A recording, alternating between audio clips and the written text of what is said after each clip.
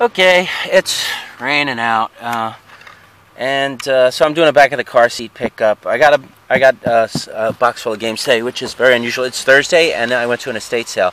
There's only one sale, an estate sale, and I spent $123 on everything. And I'll just go through it. I'm going to do the games last because I don't have much stuff here. Get a nice flannel shirt, $2.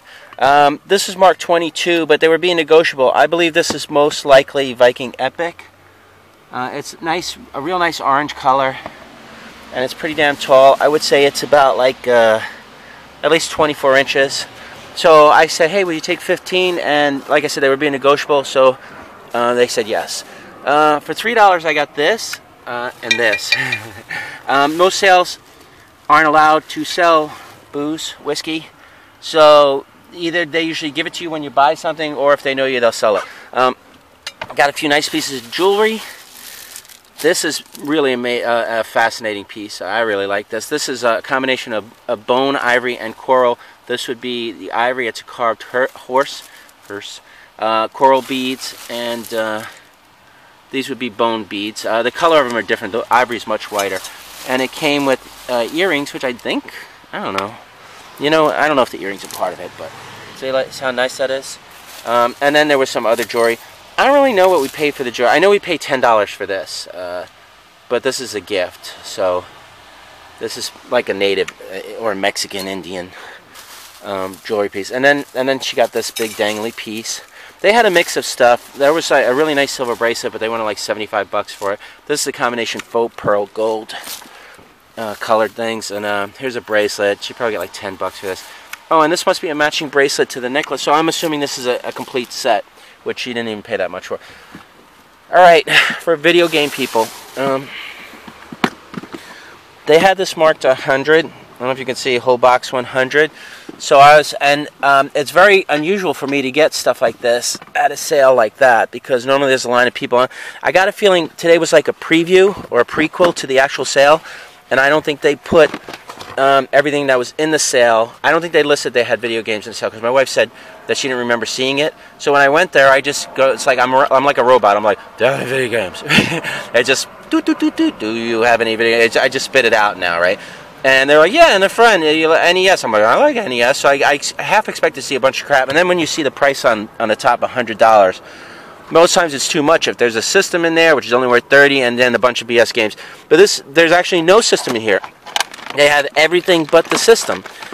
So I'll just start with the games. And there were a few manuals, as you can see. Things like that. You know, I don't have this game, Donkey Kong Country.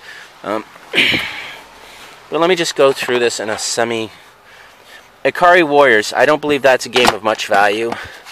I don't think I've ever had this one. This is Defender of the Crown.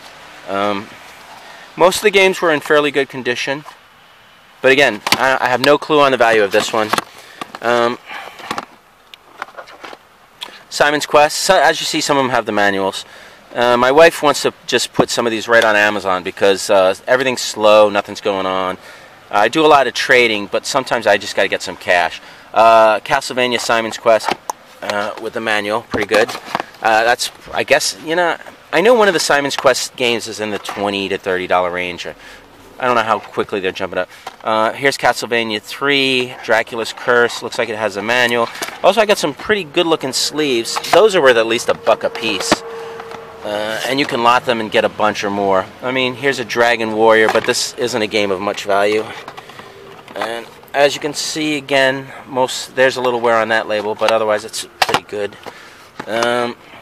Duck Hunt by itself, that game is very difficult to sell and has no value. But this one I actually did not pay $100 for. The Operation Wolf, it has a manual, not a really valuable game. Super Mario 3, that should be an easy 12 to, I don't know, 15. I may take it to the flea market. You know, sometimes when I get these really clean games, I'm like, I'll just put them on Amazon.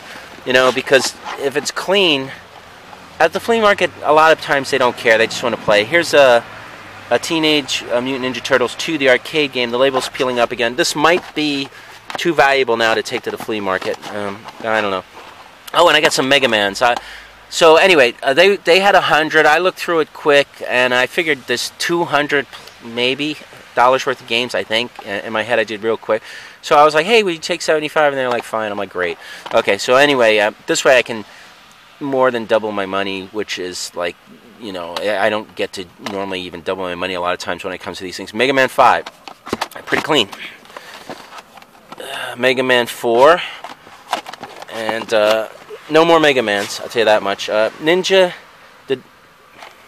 Gaiden 2, The Dark Swords of Chaos, with a manual. I don't believe that has much value. There's only like one game that I haven't had before. The Rygar shouldn't be very valuable. But like I said, you know, it's nice to get clean games. You know, and I honestly, I don't even sell new, like old school too well at the flea markets. There's like powdery stuff. I guess it's dust on these. Let me just stick this here.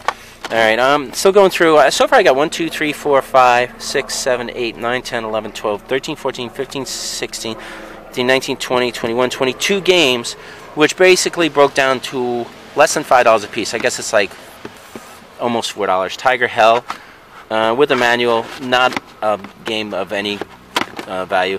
Double Dragon 2, this one's got a messed up label. Otherwise, all the labels were pretty good. Keep going. Bayou Billy, The Adventures of, I believe that's a common game. Life Force, while it's not a game that I find all the time, I don't believe it's a game that has much value. I got a Zelda 2, The Adventures of Link, which is the lesser desirable to collectors of the Zelda games.